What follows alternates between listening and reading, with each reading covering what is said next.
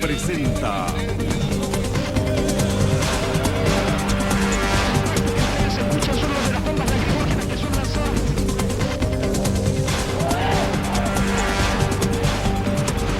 Doy las gracias a la Academia Sueca por el honor que hoy le concedo. Secretos de la Historia.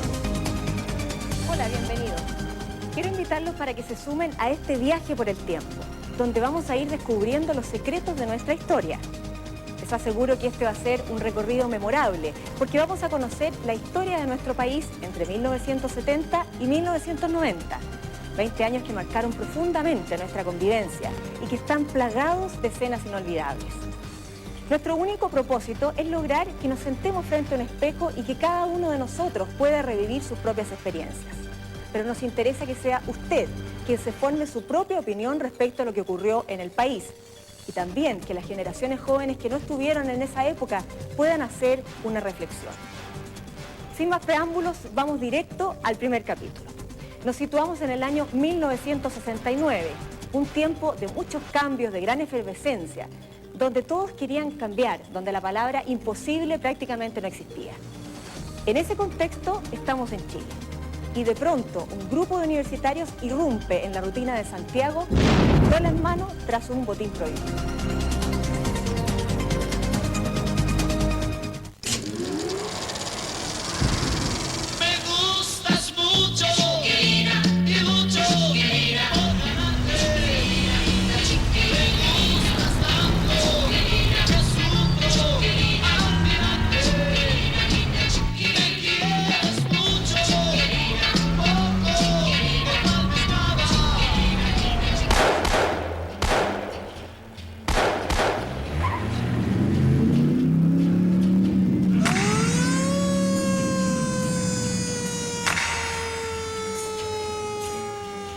Fueron 4 los asaltantes. ¿Cómo se dio cuenta usted de todo lo que estaba sucediendo? Por el tiroteo.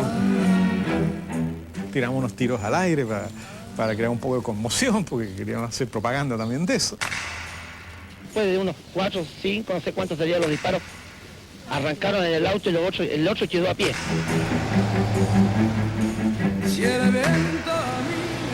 Entonces yo iba manejando el primer carro, cuando venían con Luciano, con la Jama. Entonces yo paré en el semáforo. Y entonces, no, sigue esto. No, le decía, hay que respetar la ley, hay que respetar la ley del tránsito.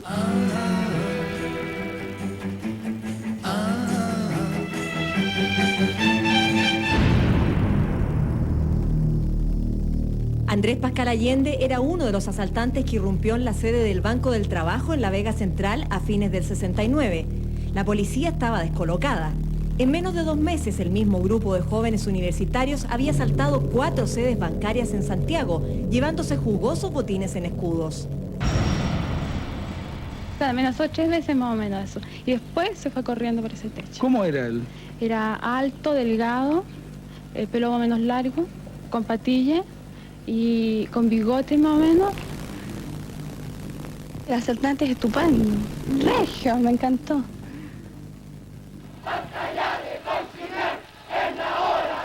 Los asaltantes eran todos miembros del movimiento de izquierda revolucionaria MIR, un grupo armado que nació en la Universidad de Concepción en el 65, inspirado en la Revolución Cubana. Para el MIR, los asaltos y la vía armada era la única salida frente a la injusticia social. Había que alimentar a la gente, había que conseguir armas, comprarlas o conseguirlas de otra forma, en fin. Entonces decidimos ir a los bancos a buscar ese dinero, recuperar ese dinero que en definitiva había sido también expoliado a nuestro pueblo. La postura del MIR respondía a una tendencia mundial que empujaba cambios más radicales y más derechos para las minorías de la mano de la Revolución del 68 en París. Los ideales románticos se transformaron en metas urgentes, inspirados, en el caso de Latinoamérica, en la experiencia de la Revolución Cubana y la figura del Che Guevara. En Chile se peleaba por reformas en las universidades mientras estaba en marcha la reforma agraria en el campo. El Partido Socialista había legitimado la vía armada para generar cambios y en ese ambiente comenzó la campaña presidencial del 70. Y la zapata me mira desde un rincón del avión. Y la zapata me mira desde un rincón del avión. La población de Chile alcanzaba los 9 millones y fracción. Menos de la mitad estaba inscrito para votar en las elecciones que se avecinaban. ¡La última!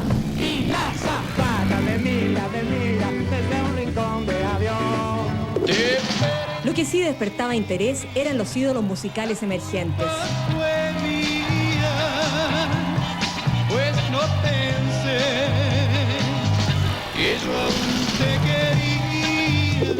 De noche sueño nuestro ayer, y cuando me llega el despertar, yo te maldigo sin querer. Y es que te quiero de verdad. La noche me hacía al volver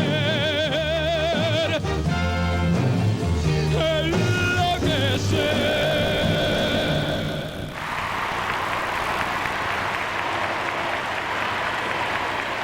Salvador Allende era el candidato de la Unidad Popular, alianza que agrupaba a socialistas, comunistas, el MAPU y radicales.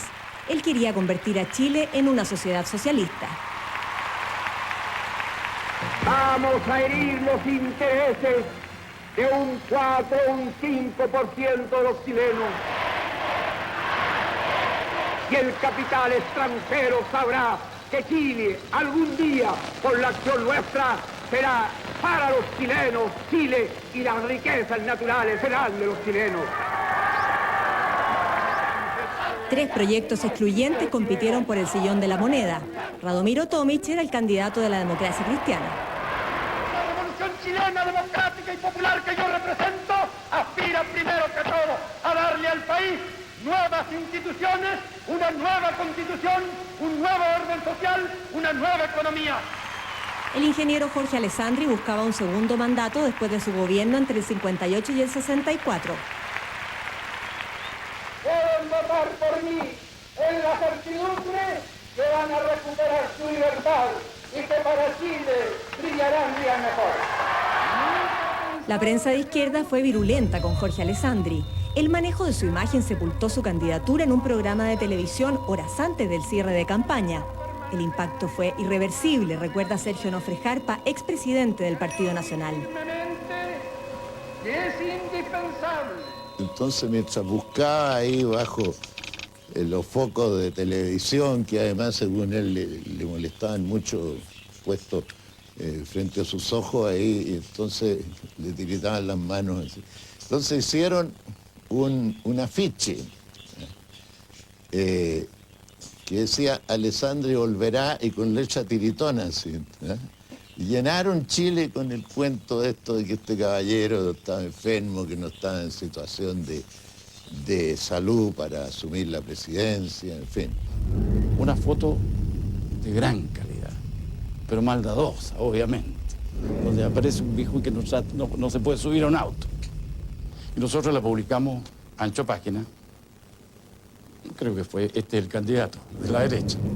Y en eso hubo aprovechamiento, te digo, un aprovechamiento que de repente uno, cuando repasa estas cosas con los años, como que se arrepiente. En esos días se gestaba un acuerdo privado entre el doctor Allende, contrario al uso de las armas, y el MIR. Andrés Pascal Allende revela desde Cuba detalles desconocidos de ese pacto. Acordamos con él de detener las acciones de propaganda armada para no perjudicar la candidatura. 2, le planteamos con franqueza que nosotros necesitábamos recursos para organizar nuestro movimiento, nuestra lucha, etc. Él se comprometió y nos apoyó financieramente. A partir, digamos, de ese momento, de ahí hasta las elecciones, digamos. Desde el hondo crisol de la patria se levanta el clamor popular, ya se anuncia la nueva alborada, todo Chile comienza a cantar.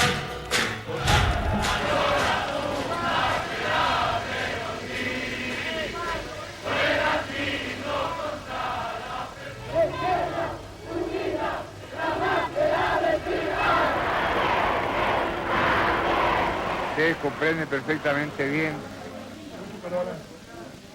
que al fin y al cabo soy un hombre como cualquier otro hombre, ¿no? Y que las emociones de hoy día han sido más o menos duras. Después de correr en 4 campañas presidenciales, Salvador Allende era finalmente ganador. En este momento Salvador Allende abraza a Luis Corbalán, secretario general del Partido Común.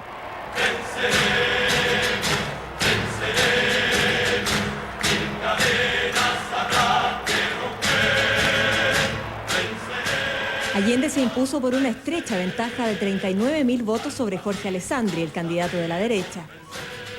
Víctor Pey fue uno de los amigos más cercanos a Salvador Allende y lo acompañó estrechamente en esa campaña. Él estaba muy consciente de que pesaba sobre él una enorme responsabilidad. Él había vivido muchas veces el momento, lo había vivido con la imaginación, el momento en el cual él iba a salir triunfante. De manera que no se alteró por eso, pero sí era muy consciente de una responsabilidad muy grande.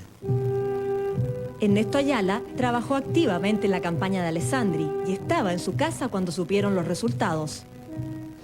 ¿Qué comentó don Jorge en esa oportunidad? No hizo ningún comentario.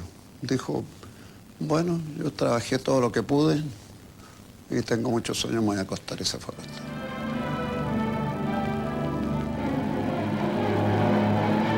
Esa noche, José Toá, futuro ministro de Allende, fue al programa político estrella del momento. Yo creo que con bastante lealtad tenemos que rendirle un homenaje a Pepe Toá, que fue el único vencedor de este grupo en la elección presidencial. Y no sé, el televidente que envió esa caricatura que se mostró en el Tele 13 el domingo parece que supiera lo que pasó en la urna entre todos los que estamos aquí presentes, porque te puso a ti como el único triunfador. ¿Y cómo has recibido tú y Allende, tú que has estado tanto con Allende, el triunfo en las urnas? De acuerdo a la convicción que yo tengo y a la seguridad de lo que ha de ser el futuro gobierno, hemos sido victoriosos todos.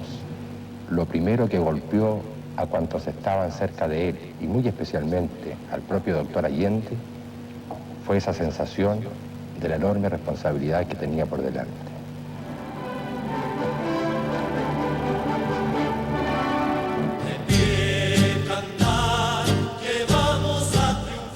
Salvador Allende obtuvo la primera mayoría, pero no absoluta, entonces no pudo ser proclamado presidente. Como no existía la segunda vuelta electoral, había que esperar que lo ratificara el Congreso Pleno, y faltaban 2 meses para esa sesión, que serían muy álgidos. En los días posteriores a la votación hubo febriles negociaciones en el Parlamento. El doctor Salvador Allende necesitaba los votos de la democracia cristiana para ser ratificado en el Congreso Pleno. Las negociaciones se prolongaron por 2 meses y las presiones de diversos sectores desataron un clima de violencia. El reverso de la medalla se vivía en el aeropuerto de Pudahuel. La incertidumbre de los resultados atemorizó a algunos y precipitó la decisión de salir del país. Había un ambiente fúnebre en ese sentido, o sea, se creía que aquí había llegado un gobierno comunista, como eran todos los gobiernos comunistas, que iba a cerrar la frontera, que iba a incautarse de todos los medios de producción y que iba a establecer la dictadura del proletariado. Así que el clima en esos días fue terrible y mucha gente se fue. Y hay episodios que se publicaron en los diarios de remates de autos en el aeropuerto. Personas que estaban tomando el avión y que vendían el auto al mejor postor y firmaban una escritura en el propio aeropuerto. Y se lo entregaban al que había ido a dejar un pariente y decidía comprarse un auto.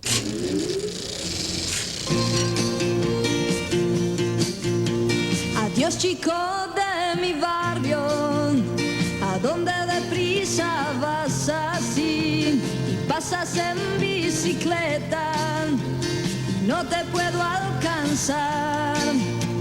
Y si andas por Yo era partidaria de que saliera Allende y estoy feliz que haya salido. Y me imagino que él va a ser un buen gobierno si lo dejan gobernar. Toda la gente que tiene plata se ha ido al extranjero y se va a ir, o se está yendo ya en estos momentos.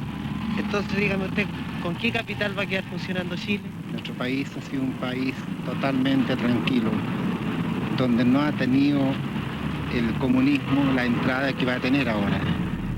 En el mundo recibieron con asombro el triunfo electoral de la Unidad Popular. Esa noche, en la Casa Blanca, el presidente Richard Nixon reaccionó indignado por el resultado. Edward Corry, embajador de Estados Unidos en Chile hasta 1971, estaba junto al presidente norteamericano. Estábamos en la oficina de Nixon, yo a su izquierda, Kissinger a la derecha. El presidente se lanzó en una disertación de 5 a 6 minutos sobre cómo aplastaría a Allende. Recuerdo que golpeaba su puño contra la mano. Dijo que lo iba a destruir económicamente, que lo iba a asfixiar económicamente. Esa reunión del embajador Edward Corry con el presidente Nixon demostró la decisión de Estados Unidos de impedir que Allende llegara a la moneda. En ese tiempo, Chile representaba para ellos un peligroso experimento para reproducir el modelo marxista soviético. Eso sumado a una revolución cubana en marcha penetrando en América Latina.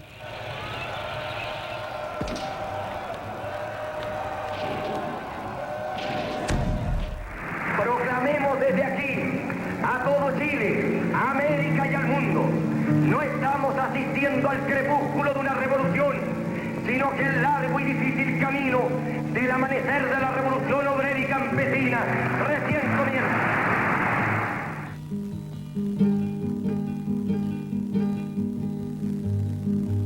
El MIR creía que el único modo de tener una sociedad socialista era a través del levantamiento de campesinos y trabajadores, una postura extrema en la izquierda. Por eso promovieron las tomas de los campos, las corridas de cercos y tomas de fábricas y terrenos. Yo pregunto si en la tierra... Uno de ellos fue la emblemática toma del campamento 26 de enero, hoy conocido como La Bandera. El dirigente poblacional del MIR, Víctor Toro, encabezó esa acción. Si ellos intentan a través de la fuerza querernos detener o querer detener a cualquier compañero poblador, a cualquier compañero dirigente o a cualquier militante de nuestra organización, responderemos de la misma forma en que ellos lo hagan. Si ellos lo detienen a través de violencia, nosotros actuaremos con la violencia que es característica de nosotros, que es la violencia de los trabajadores.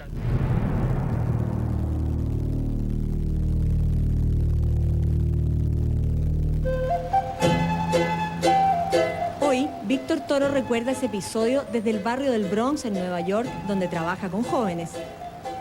La policía nos atacó en el campamento la 26 de enero, en La Bandera, pues nosotros nos defendimos con armas, ¿no? Porque habíamos desarrollado nuestra milicia popular.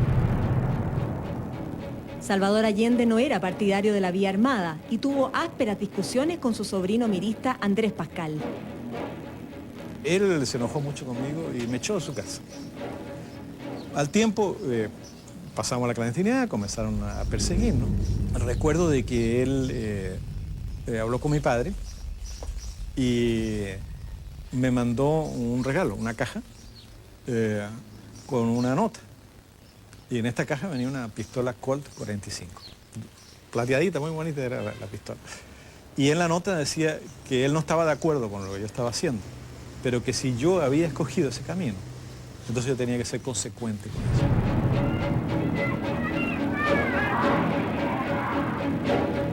Como contraparte al MIR en la extrema derecha surgió el movimiento Patria y Libertad, reaccionando al silencio y derrotismo de la derecha.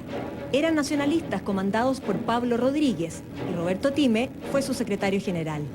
Patria y Libertad se fundó con el objetivo de detener el programa de Allende en cuanto a convertir a Chile en un régimen socialista marxista. Nosotros, yo me integré 2 meses más después de la fundación del movimiento y nuestra intención era, porque veíamos que Chile no iba a tener solución política, promover la intervención de las Fuerzas Armadas para detener este proyecto revolucionario marxista.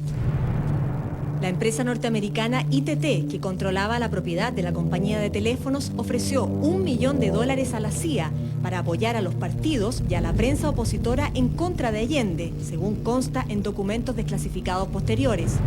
Hermógenes Pérez de Arce, entonces redactor del Mercurio, admite que hubo publicidad que despertó suspicacias. En realidad, participación del Mercurio como tal en alguna clase de conspiración o o maniobra para derrocar al gobierno no la hubo. Lo que sí era un diario de oposición. Había cosas que evidentemente podían extrañar en la época y que yo recuerdo, aparecían avisos de líneas aéreas norteamericanas en el Mercurio, que eran contratados por la vía normal, pero eran avisos de líneas aéreas que no mantenían vuelos frecuentes con Chile, entonces uno podía suponer que ahí había alguna clase de apoyo empresarial norteamericano para mantener una fuente de disenso de la prensa en Chile, o sea, para mantener una prensa opositora que se veía cada día más amenazada. En el periodo previo a que asumiera Allende se dice que Patria y Libertad estableció contactos con la CIA, transformándose en un vehículo de sus intereses. Ninguno de nosotros, y yo en eso tengo la convicción absoluta, participó en nada directamente con la CIA. La CIA no le trae a uno la plata ni participa directamente. Las operaciones de inteligencia se hacen de forma indirecta. He leído eso, he visto que incluso se dice que hubieron platas para el movimiento. Que yo sepa, ninguno de nosotros recibió un centavo. Ahora le digo una cosa, frente a la gravedad de lo que sucedía en Chile, si nos hubiera llegado un cheque de la CIA lo habríamos aceptado. Había gran incertidumbre por lo que ocurriría en el Congreso Pleno. La derecha tradicional representada en el Partido Nacional se jugó a fondo por dirimir la elección en el Congreso. Acordaron votar por Alessandri y no respaldar a Allende, temiendo la llegada de un gobierno marxista. Siempre tuvieron en mente hacer una revolución para imponer ¿cómo le diré?, su idea marxista, ¿no?, contra la mayoría, porque sabían que nunca iban a tener mayoría. En esos días, la democracia cristiana comprometió sus votos con Allende a cambio del llamado Estatuto de Garantías Constitucionales, una reforma a la Constitución para fortalecer libertades y garantizar el control absoluto de las armas para los uniformados.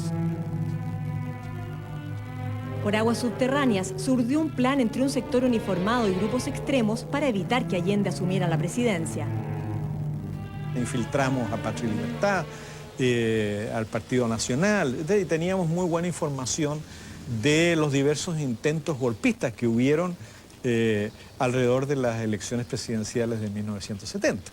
Denunciamos eso con tiempo, o sea, unos días, digamos, antes de que ocurriera eso, habíamos puesto ya el antecedente de Allende de lo que venía. Lo que no logramos detectar exactamente fue el atentado a Schneider. El señor comandante en jefe del ejército, general René Schneider-Cherot, fue objeto de un cobarde e incalificable atentado en Américo Vespucio, esquina de Martín de Zamora. 3 automóviles interceptaron el vehículo en que viajaba el comandante en jefe del ejército, bajándose sus ocupantes, los que luego de romper los vidrios dispararon hacia el interior. 2 días antes de la sesión del Congreso Pleno, un comando armado intentó secuestrar al comandante en jefe del ejército para que se decretara estado de emergencia y crear un clima inestable que impidiera la ratificación de Allende. El general Schneider alteró los planes porque se defendió con su arma. Como consecuencia de esto, el general Schneider recibió 3 impactos. El general era considerado un obstáculo porque su doctrina defendía el apego irrestricto a la Constitución y abogaba por la marginación del ejército de la política. 3 días después del atentado, el general René Schneider falleció en el hospital militar y con él los intentos por impedir el triunfo de la Unidad Popular.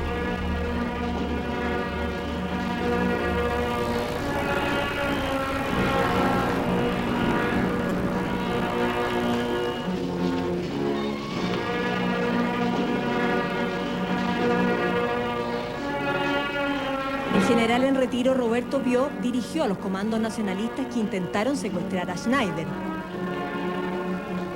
Años después, desde el exilio en Paraguay, en una entrevista concedida a Canal 13, admitió que el secuestro fue parte de un complot contra Allende. Un año y un poco más de mi retiro,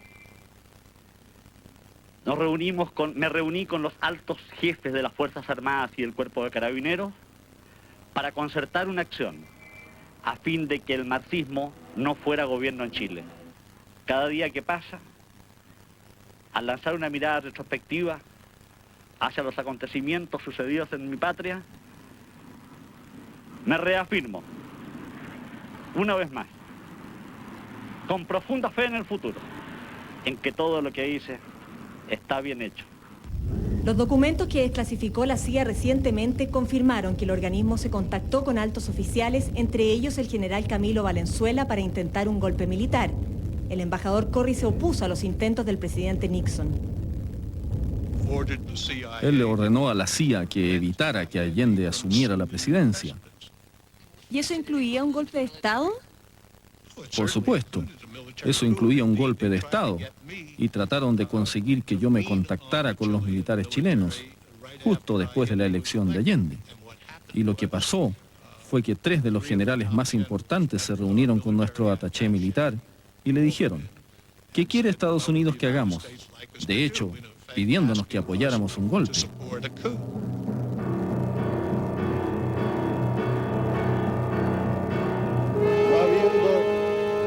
Obtenido la mayoría absoluta, ninguno Allende siguió la votación desde su casa en Guardia Vieja. Corresponde al Congreso Pleno elegir presidente de la República entre los ciudadanos que han obtenido las 2 más altas mayorías relativas. El Congreso Pleno proclama presidente de la República para el periodo comprendido entre el 3 de noviembre de 1970 y 3 de noviembre de 1976 al ciudadano Salvador Allende Gómez. Se levanta la sesión. Juráis o prometéis conservar la integridad e independencia de la nación y guardar y hacer guardar la Constitución y las leyes. Sí, prometo. De conformidad con lo resuelto por el Congreso Pleno, procedo a haceros entrega de la insignia del mando supremo de la nación por el periodo constitucional correspondiente.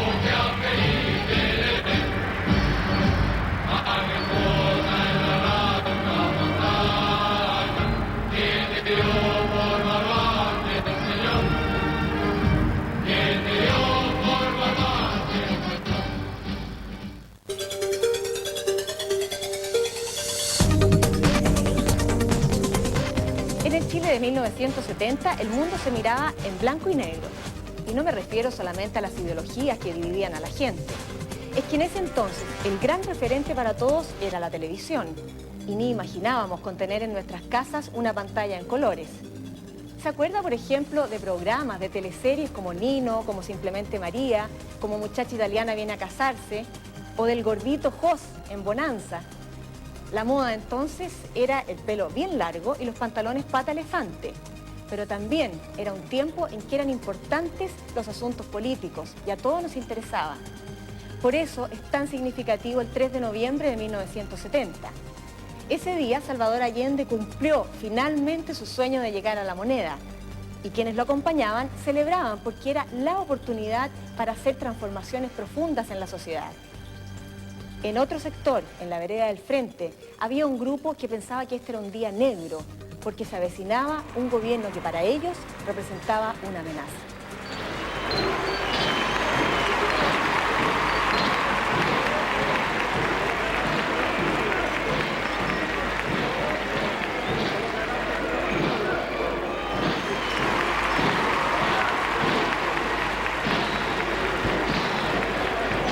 Allende arrastraba una cantidad de masa espectacular. La gente venía a las poblaciones, llenaba el centro y tú tenías la impresión de que algo estaba ocurriendo. El país se enamoró del proyecto de cambio. Con el juramento de Salvador Allende comenzaron los 1000 días del socialismo a la chilena, con sabor a empanada y vino tinto, según sus palabras.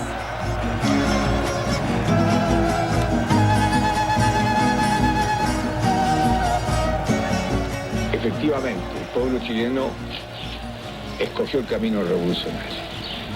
Y no hemos olvidado jamás un principio fundamental del marxismo, la lucha de clases. Y nosotros dijimos en la campaña electoral que nuestra lucha era para cambiar el régimen y el sistema, y que íbamos nosotros a conquistar el gobierno para conquistar el poder, hacer las transformaciones revolucionarias que Chile necesita. Salvador Allende era el primer presidente de izquierda en la historia de Chile elegido democráticamente, pero no tenía mayoría en el Congreso y eso sería un factor determinante. La verdad es que los partidos opositores desde un comienzo dijeron vamos a derribar este gobierno a como dé lugar. Entonces no hubo una oposición leal, democrática, sino que hubo una intención de partida de impedir que el gobierno terminara su periodo. En esos días entró en escena un inédito grupo armado encargado de la seguridad presidencial. El GAP, o Grupo de Amigos Personales, compartía funciones con la Policía de Carabineros e Investigaciones. En una primera etapa fueron miembros del Partido Socialista y del MIR. Nosotros no quisimos incorporarnos al gobierno, queríamos mantener nuestra independencia crítica, pero sí nos comprometimos con él en que nosotros nos íbamos a jugar por defender el proceso.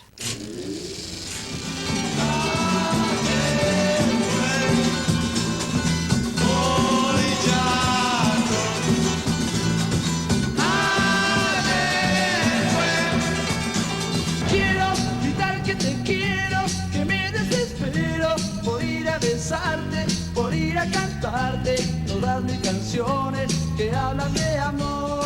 Allende recibió un país con una economía cerrada, dependiente de su industria nacional. En el fútbol brillaba una selección de notables.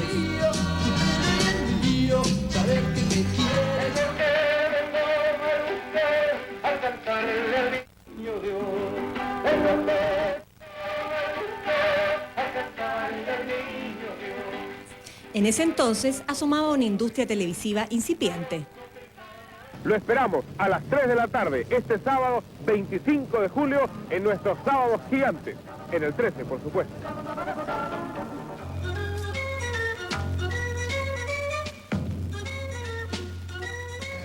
¿Ha visto espanto más grande en su vida, Carlos? ¡Por Dios! No, mi linda, y eso que conozco más gente de lo necesario. Ay, no hablemos tan alto, mijito. Mire que me aterra de pensar que esta fiera nos vaya a descubrir que estamos aquí. Mi lápiz tiene una canción, se la inventó Pimpón. Escribe sin parar y muy lejos llegará.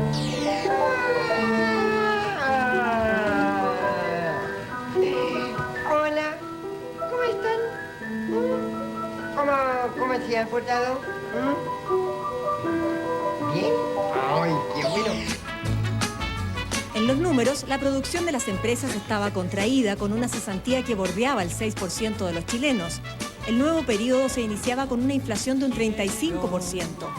La carta de presentación de Allende fue un listado de 40 medidas concretas y justas para unos, ridículamente populistas para otros.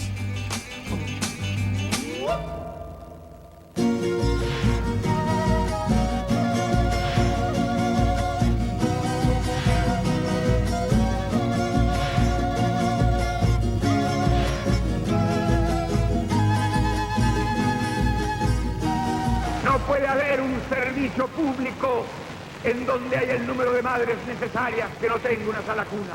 No puede haber una empresa particular que no tenga también una sala cuna donde trabajen mujeres chilenas. Salvador Allende prometió hacer cambios dentro de la legalidad. El sueño de la UP era corregir las desigualdades y la distribución del ingreso, lograr que el Estado ofreciera más programas asistenciales y hacer más productivas las industrias y el campo con fuerte control del Estado. Yo pensaba que era una gran oportunidad histórica para los trabajadores poder tener un gobierno que se apoyara en ellos, como una fuerza muy importante de la sociedad, tuviera un mayor protagonismo, pudiera ser un actor de los cambios, de las transformaciones por las cuales nosotros luchamos toda la década del 60, por lo menos los que éramos jóvenes en ese periodo.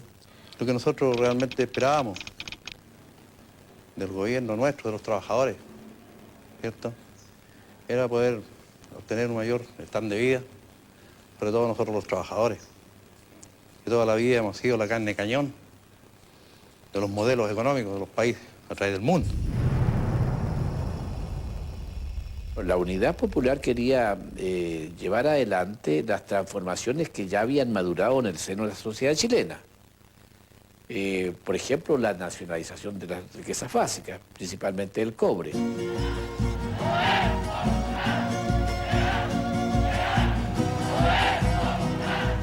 El gobierno estimaba que había un 18% de capacidad ociosa en la industria nacional y que entonces había que pasarla al área social o estatal. Fue la primera aplicación concreta del programa UP. Nosotros preveíamos que íbamos a entrar en un túnel casi sin salida. Y entramos en preocupación muy dura respecto del futuro de las industrias. Quiero señalar que para nosotros revolución no es violencia, no es sinónimo de atropello, ni es sinónimo de desconocimiento de los derechos humanos. La revolución implica, ¿no?, progreso acelerado, transformación profunda.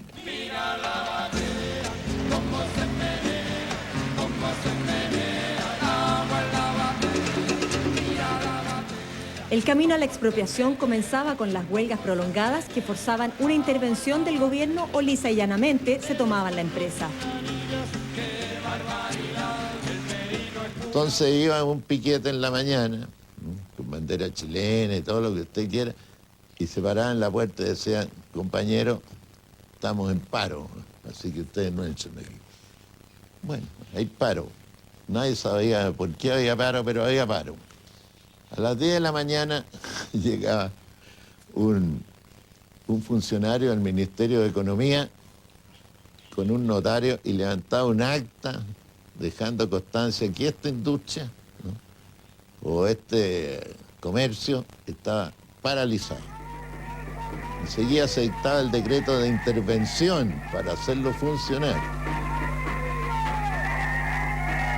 Entonces llegaba alguien de afuera, que no era más que el activista del partido. Y entonces este tipo, más que dirigir la empresa, que bueno, algunos eran ingenieros comerciales, o qué sé yo, se dedicaba a organizar a los trabajadores. Porque lo que vamos a hacer aquí, vamos a defender esta empresa. ¿Defenderla de qué? Entonces andaba la intuición que aquí algo raro había.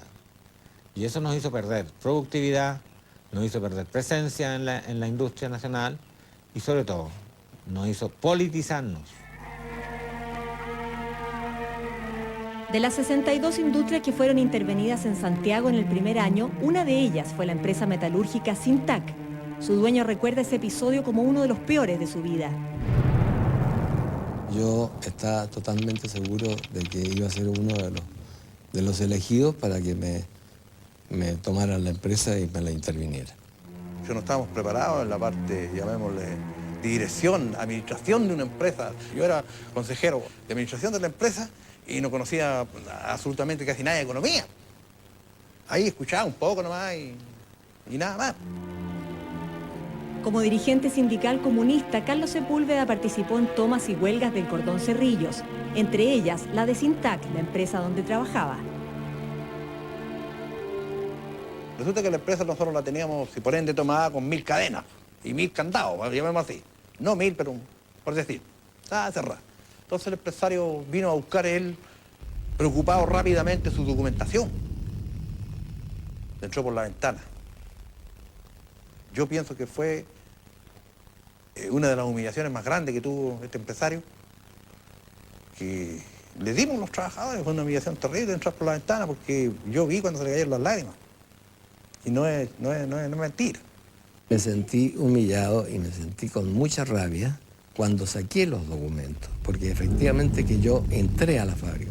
Y lo que recuerdo patente es que uno de los trabajadores que eran del sindicato me fueron a decir a mí que no me iban a permitir la salida y me iban a registrar el automóvil. Evidentemente que eso no lo iba a aceptar, entonces aceleré el automóvil y evité que me cerraran el portón. Y salí así.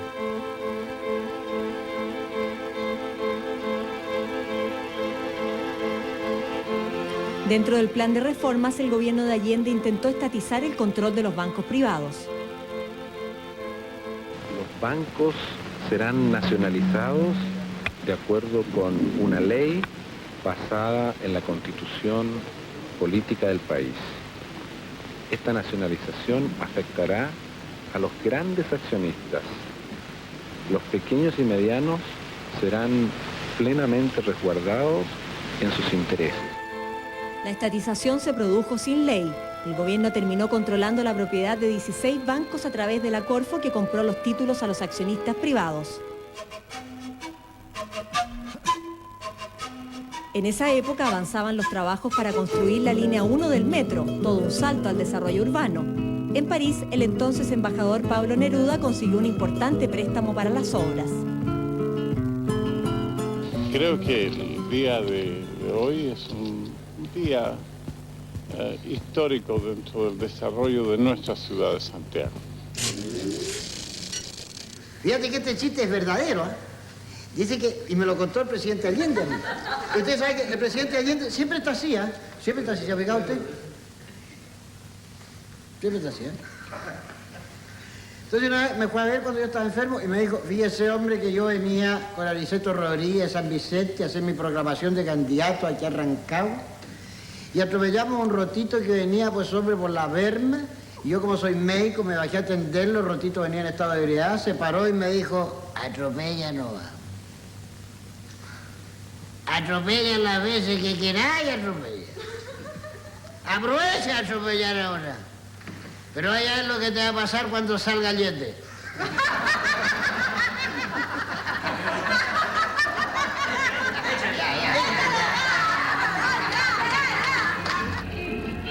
Bigote Roset fue la revelación del Festival de Viña ese año.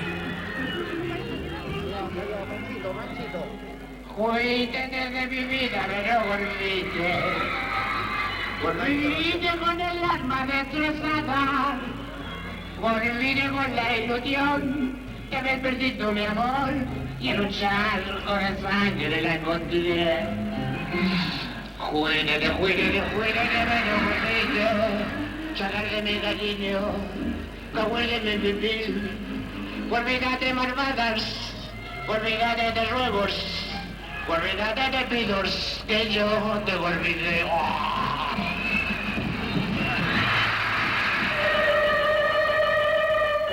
Misión imposible.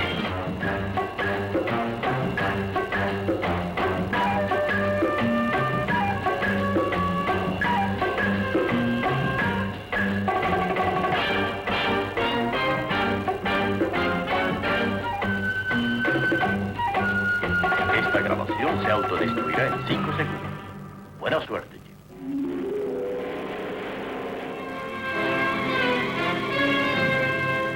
Con Robert Stack como Elliot Ness, Bruce Gordon y la actuación especial de Neville Brand.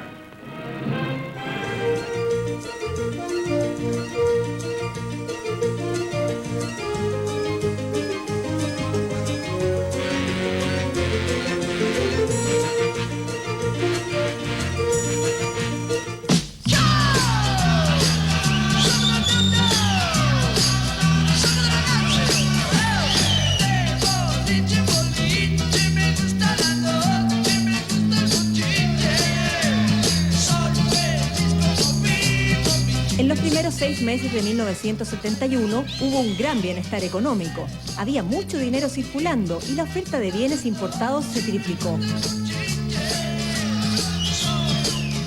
Jamás en mi vida, como trabajador, con 32, 34 años en la industria manufacturera, he visto que los trabajadores tuviéramos algo mejor social y un estado económico como en ese momento teníamos los trabajadores.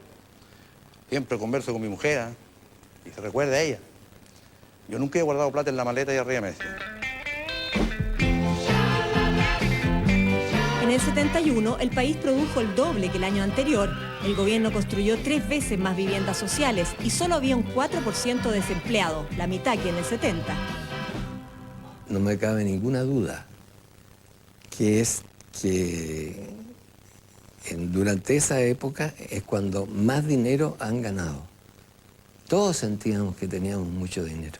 En los negocios anexos que yo instalé posteriormente, nunca había ganado tanto dinero.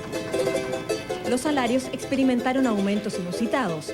En el sector público se concedió reajustes de hasta un 40% con una inflación de un 35%, y eso presionaba a las empresas privadas. no sacaban nada ustedes con subir todo lo que quisieran los sueldos, porque el sindicato tenía orden del partido X de ir a la huelga. Pero ese tiempo, como éramos gobierno, según éramos gobierno, de la Unidad Popular, con un presidente que los apoyaba, un gobierno que apoyaba a los trabajadores, ahí claro, ahí lo pedíamos 100%, todo 100%. Víctor Pey era amigo y asesor personal de Allende. Asegura que funcionarios norteamericanos desplegaron toda su influencia con los organismos financieros para cortar la ayuda a Chile. Que prácticamente Estados Unidos cerró la totalidad de los créditos a Chile. Y había solamente una línea de crédito abierta en el Banco de Chile. Y esa fue una de las razones por las cuales no se estatizó el Banco de Chile. La UP capeó como pudo la escasez de créditos externos. Con los soviéticos y cubanos firmó convenios de pesca y asistencia.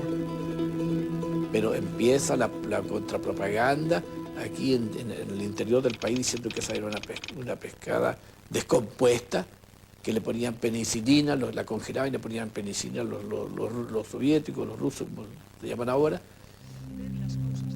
El dictador Franco de España le ofreció a Allende diversas formas de ayuda, por razones de conflictos entre España y Estados Unidos, fundamentalmente. No es porque Franco tuviera simpatía con Allende. Puso a disposición del gobierno de Allende una gran cantidad de créditos en muy buenas condiciones, gracias a los cuales nosotros, por ejemplo, compramos una enorme cantidad a crédito de camiones, los famosos camiones Pegaso, que circulan todavía por ahí. La inflación he desatado, soy la izquierda, soy la UP. La fiesta económica duró poco. La luz amarilla se encendió hacia fines de 1971. Hubo reajustes de remuneraciones que no estaban contemplados. Hubo exceso de fijaciones de aumentos de sueldos, salarios y de gastos presupuestarios que no debían haberse hecho. Y por lo tanto eso crearon una sensación de un gran poder de compra en la población que no encontraba su relación con la disponibilidad de bienes. Para poder cumplir con los generosos aumentos de sueldos y contrapesar los desajustes fiscales, se emitió el doble de billetes sin respaldo del Banco Central. Entonces, aumentó la demanda por más bienes importados, lo que significó que la industria nacional estuviera estancada. La avalancha de importaciones agotó las reservas en divisa y Chile dejó de pagar su deuda externa. El ministro Buscovich, por ejemplo, hablando con él en una reunión con Fomento Fabril, dijo que el presupuesto nacional no le importaba. Yo me manejo con el Banco Central y emitiré todo lo necesario para seguir trabajando. ¿Qué le parece?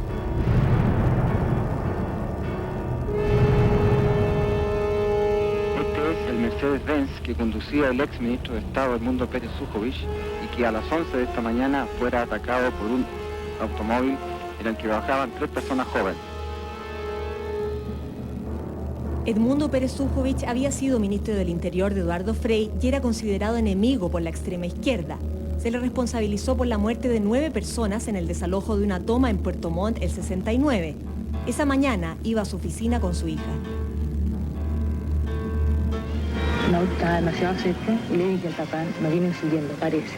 Ya no tuvimos nada más que hacer porque el auto, después de eso, se cruzó, nosotros frenamos, el tipo se bajó con una ametralladora ya a punto de disparar, se puso al lado de papá y le disparó a escasos centímetros varias ráfagas de ametralladora. Hay ahora un gran número de gente, un gran número de público. Llegué rápidamente al auto donde estaba el ministro, que estaba totalmente desangrándose en brazos de la hija, María Angélica, que lo sostenía y lo trataba de cubrir con un pañuelo. A mí me da la impresión de que ya estaba muy mal, porque el color era muy amarillo, muy... el aspecto de él era muy malo. Los autores eran del BOP, o Vanguardia Organizada del Pueblo, un pequeño grupo de extrema izquierda que posteriormente sería indultado por el presidente Allende.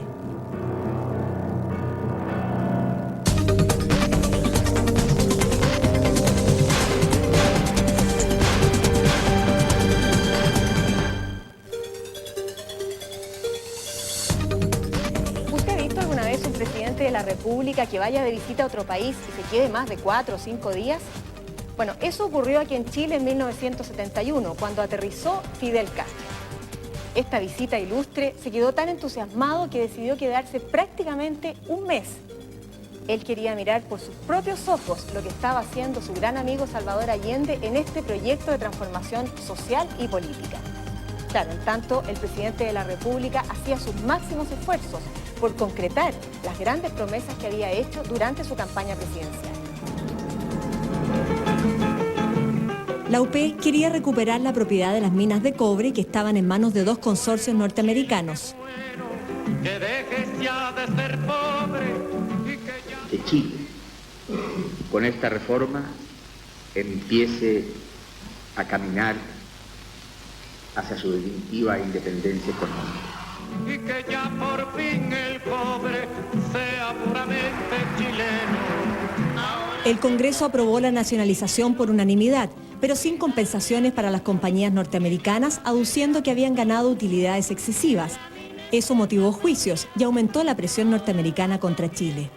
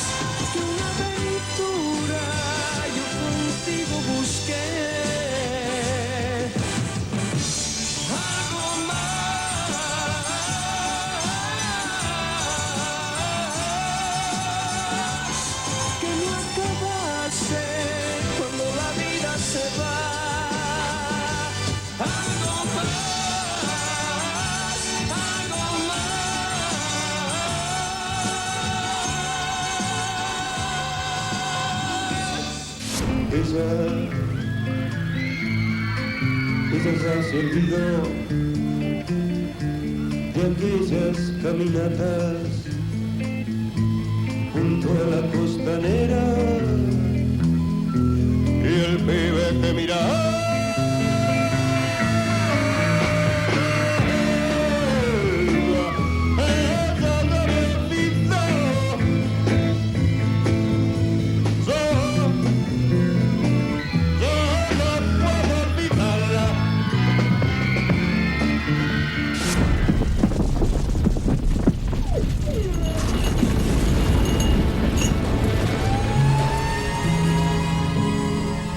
Como todos los presidentes chilenos, Salvador Allende tuvo que enfrentar un terremoto en su mandato que devastó gran parte de la zona central de Chile.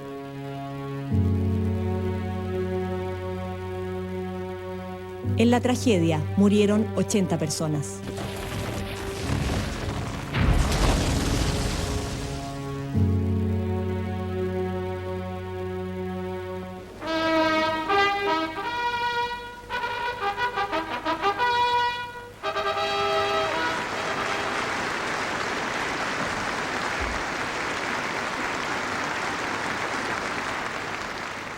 Yo pertenezco con orgullo a la multitud humana, no a unos pocos, sino a unos muchos, y aquí estoy rodeado por su presencia invisible.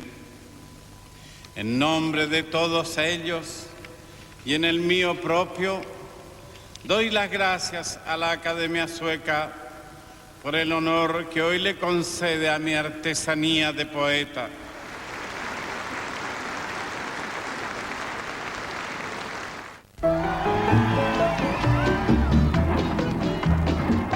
El 10 de noviembre de 1971 aterrizó en Chile la nutrida comitiva de Fidel Castro, amigo de Salvador Allende. Su larga visita remecería el ambiente interno.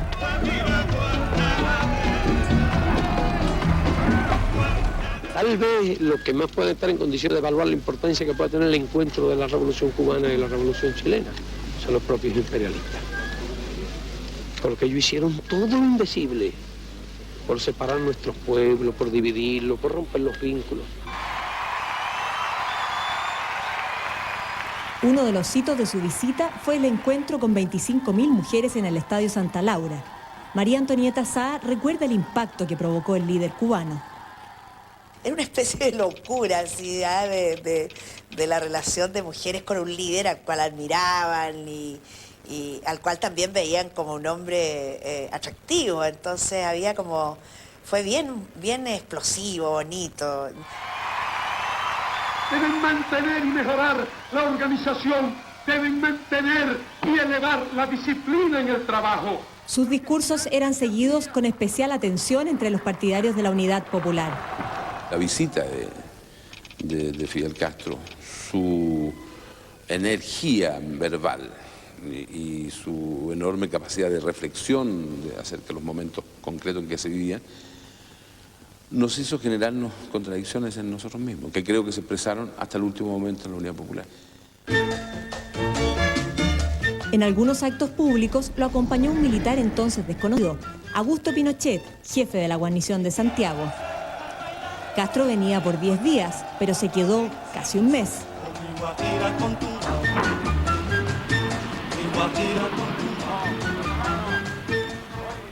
Por primera vez va a tomar agua chilena. Ahora sí, se refranga. Tiene mucho interés, parece, en tomar el agua. Vamos a ver si ahora puede. Con mucha agilidad, por fin ha tomado agua chilena.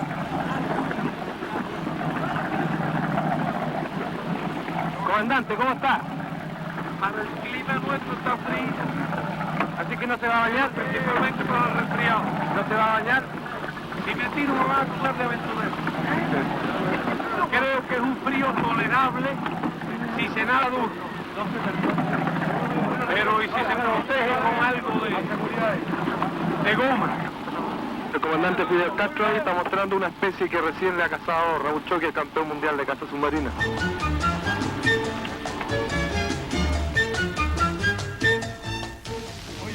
Luego de una completa visita a la estancia Río Verde, acá en la provincia de Magallanes, el primer ministro de Cuba culmina su visita aquí en un asado al palo que prepararon especialmente los trabajadores de este centro productivo para él.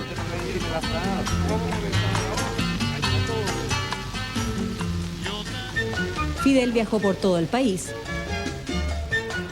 Este partido de básquetbol dio pie a una guerrilla de titulares y a una famosa foto. Fidel abrazaba al subsecretario Jaime Suárez.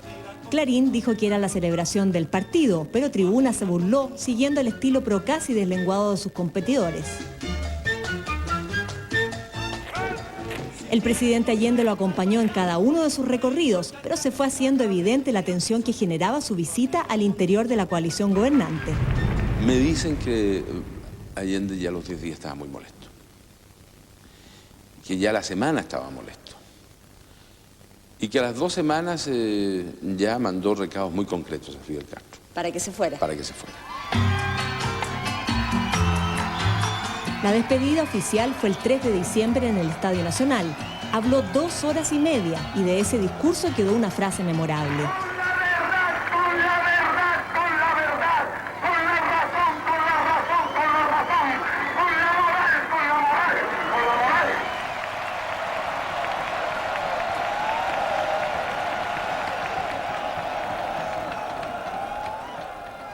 Después de 25 días en el país, Fidel se fue. Los partidarios de Allende coinciden en que su visita alteró el rumbo que había emprendido la Unidad Popular. Yo creo que la visita de Fidel, o sea, el mes que estuvo Fidel aquí irritó a la derecha y a los sectores más derechistas y más conservadores. Hubo una irritación porque él era el símbolo revolucionario de esa época y estar aquí un mes y pasearse como Pedro por su casa. Más que lo que él haya hablado, yo creo que el gesto de estar aquí irritó profundamente a la derecha. Uno dice, ¿en qué momento nos radicalizamos más? ¿En qué momento fuimos imperceptiblemente cambiando y girando las cosas en un rumbo diferente a aquel que yo creo que todos habíamos elegido? Y creo que aparte de la extrema oposición que hizo la oposición, fundamentalmente la derecha en ese tiempo, creo que también la visita de Fidel Castro ayudó.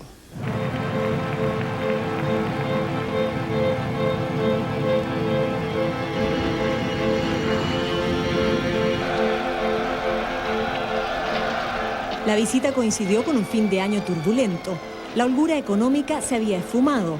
Los conflictos con las industrias hacían cada vez más difícil el abastecimiento de bienes.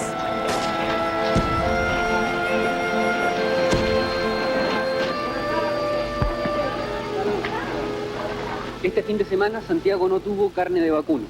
Los principales sustitutos fueron la carne de cerdo china y los pescados y mariscos. Hoy domingo vamos a ver cuál es la situación de abastecimiento de productos del mar. Alrededor del mediodía estamos en el mercado Providencia. ¿La cantidad de estos mariscos que usted tiene en este momento le alcanza para cubrir las necesidades hasta el próximo martes? No. Esto se termina hoy día. Esto prácticamente es insuficiente. ¿Y mañana hay posibilidad de recibir más mercadería? Mañana no, hasta el martes. El martes llega nueva remesa. Comenzaron a escasear productos básicos. Como regía una política de precios fijos, apareció el mercado negro, donde algunos comerciantes obtenían el doble o más de ganancia por la venta de un producto. Don Giovanni, ¿a qué se debe el que tenga usted esta cantidad de mercadería aquí en su negocio? Las casas mayoristas me mandan porque yo he acumulado esta mercadería en cuestión de meses, nada más. Ese es el problema. Funcionario de Irinco, ¿cuál es el problema? El problema es que se llegó a comprar un tarro de leche y se negó la venta por un tarro de leche habiendo en existencia 5.000 tarros. ¿Por qué razón? Bueno, yo no sé si acaso le he negado yo o que ha sido uno de los empleados, tal vez. Eso es lo que ha pasado, ¿no? ¿Usted personalmente? Yo personalmente, bueno, yo no le discuto a este porque la leche, usted sabe que tiene su precio picado y no hay más. Igual que azúcar, habían alrededor de 80 sacos de azúcar y había arroz, leche, nido. Mire, 60 sacos me mandaron, fíjese, la 15 gramos hace alrededor de un mes nomás. Así que imagínese usted, no es que está acaparando. La UP acusaba a la derecha de provocar desabastecimiento, mientras los empresarios se defendían diciendo que no podían producir más por estar intervenidos. El volumen de producción se mantenía dentro de ciertos marcos, pero lo que pasa es que no se ponía a la venta. Se acaparaba, se escondía, se guardaba para tratar de especular con esos productos, o bien por razones puramente políticas. Acaparar para crearle problemas al gobierno, cuando la misma gente de derecha era la más problemática, que tenía que estar haciendo cola todas las noches para conseguir un poco de pan. Absurdo.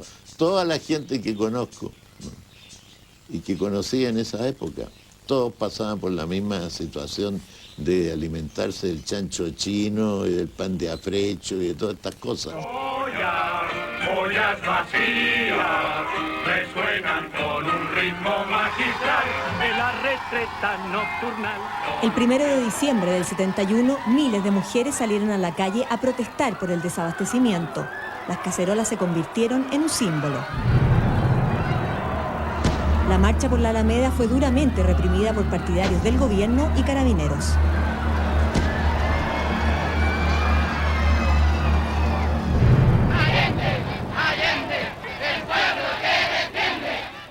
Los partidarios de la Unidad Popular reaccionaron con otra marcha multitudinaria al día siguiente.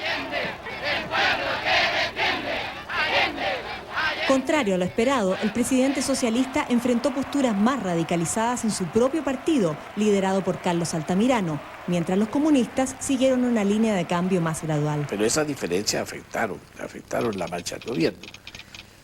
Claro, porque Salvador Allende era un hombre muy leal con el pueblo, muy leal con su propio partido. Él no pasó por sobre su partido,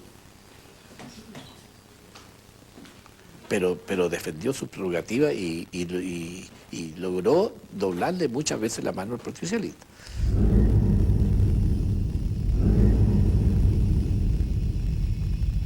Gente del Partido Socialista, de la propia dirección del Partido Socialista, que sostuvo de que había que retirarse del gobierno porque el gobierno estaba desviándose al reformismo. ¿Qué quería decir el reformismo? Que las cosas se iban haciendo gradualmente, que las cosas no se hacían de un solo golpe.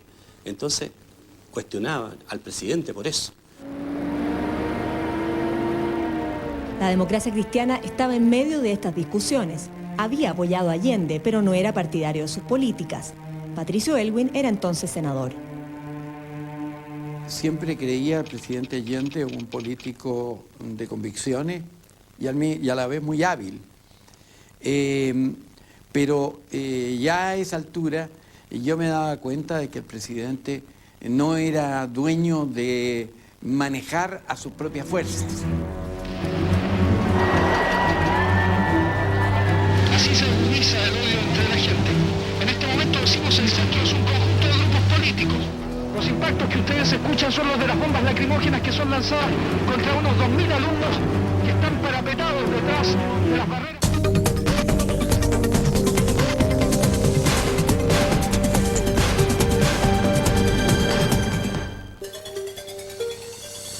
Estamos hacia fines del primer año de gobierno de la Unidad Popular.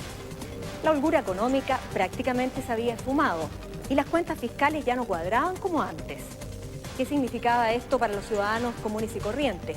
Tener que empezar a lidiar con los problemas del desabastecimiento y acostumbrarse a consumir productos que no conocían, como el famoso chancho chino. En La Moneda, el presidente Allende empezaba a tener problemas con un sector de la Unidad Popular que quería cambios rápidos y transformaciones radicales, y cuyo lema era avanzar sin transar. Los ricachones engordan con el mercado negro y roban el dinero que el pueblo ha ganado en el gobierno popular. Y ahora el gobierno aplicará una economía de guerra. Las víctimas de esta guerra serán los que no le agachen el moño a la minoría comunista que maneja al gobierno. Castigue a quienes trafican con el hambre. Durante el segundo año del gobierno de la UP se agudizó el desabastecimiento y emergió un nuevo fenómeno, las colas. Aquí hay una redistribución en el acceso a la cantidad de productos que hay disponibles. Y eso en gran parte es lo que explica este fenómeno. El problema de tener o no tener acceso a determinados productos no es un problema nuevo. Es un problema que las grandes masas de la población trabajadora, la gente de ingresos más modestos, lo ha tenido siempre. ¿A qué hora llegó usted acá? ¿Yo? 25 para las 7. ¿Cuántas veces a la semana tiene que hacer cola? 2.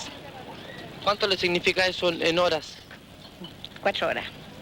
¿Y qué es lo que sale a comprar usted? Aceite. Los días vienen puede ser que vendan mantequilla.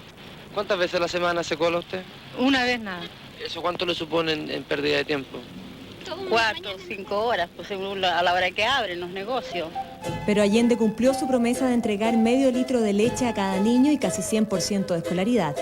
Yo soy un gran admirador de Allende por su capacidad política, por su honestidad política, por su consecuencia política, pero también era un hombre con limitaciones. Y él las conocía muy bien. Una de ellas era, por ejemplo, el hecho de que Allende no era experto en materias económicas. Fue un médico, humanista, que naturalmente estuvo mucho en contacto con el dolor humano. Y estas disciplinas económicas en esa época no eran tan vitales para el manejo político. Era un político químicamente puro y de economía no trato ni mucho menos de mirarlo para abajo ni nada. Era total y rigurosamente fuera de foco. Casi dije ignorante, pero no quiero usar esa palabra ante un presidente fallecido todavía. Pero no tenía idea de economía.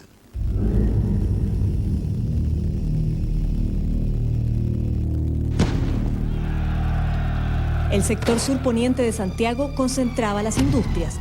Allí se atrincheró la izquierda y el MIR en 11 cordones industriales. Cerrillos, Maipú, Vicuña Maquena eran focos habituales de tomas o huelgas.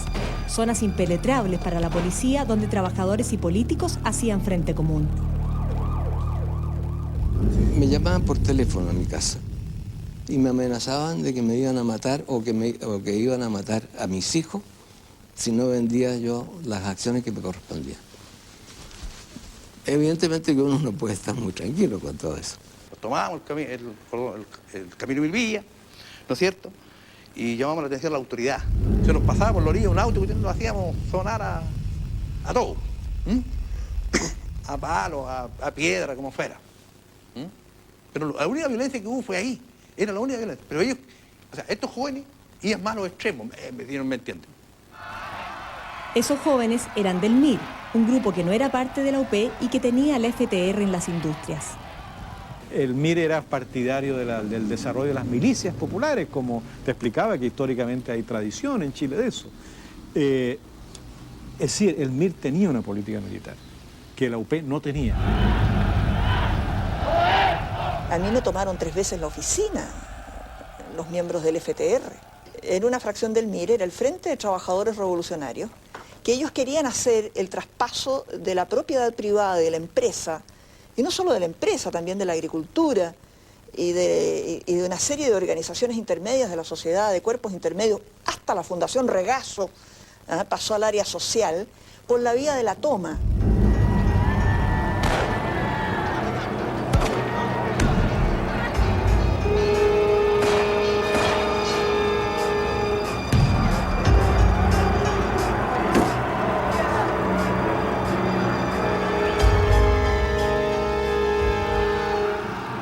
Acción y reacción, 2 palabras que se enfrentaban a diario en las calles. La mecha estaba encendida. En esta primera etapa de su gobierno, Salvador Allende logró llevar adelante algunos cambios importantes, sobre todo en materias sociales. Por ejemplo, entregó medio litro de leche para cada niño todos los días. Aumentó sustantivamente el nivel de escolaridad entre menores de 6 a 14 años. E instituyó un sistema que perdura hasta el día de hoy, el salario mínimo para los trabajadores. En el próximo capítulo veremos escenas exclusivas de un episodio que marcó la pauta y fue el preámbulo del 11 de septiembre de 1973, el tanquetazo. Hasta entonces.